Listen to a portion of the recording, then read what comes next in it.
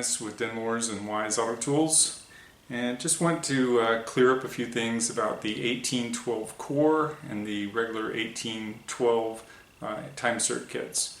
Both are M8 by 1.25, and sometimes we'll have people doing rocker arm thread repair on GM 2.8, 3.1, 3.4 engines, one of those, and you'll see the price on the 1812 is less expensive, and they'll go to use that, but what they end up doing a lot of times is breaking the core drill. This core drill has two flutes only on it, and the difference between that and the core drill that's in the 1812 core is the 1812 core one has 4 flutes on it, and it also has a stop collar on it. But the main difference between the kits is the core drill. There are some other minor differences, like the inserts that go in the 1812 core don't have as much of a flange. They actually say no flange, but it seems to have a little to me.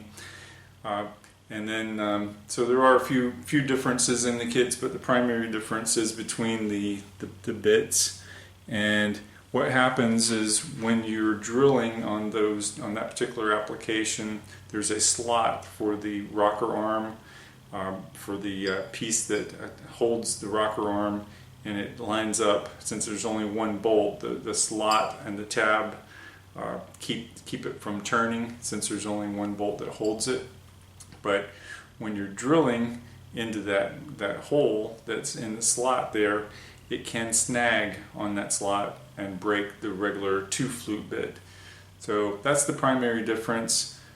If you're working on a GM rocker arm tool or GM rocker arm thread repair, you'll want the 1812 core toolkit more than likely if it's an M8 by 1.25. If you are doing a second time repair, you'll probably want the 1812 core BS. And keep in mind that's just for the M8 by 1.25. If you're working on a 10 millimeter, you'll probably want to get the 10 by 1.5, which is the 1015 core.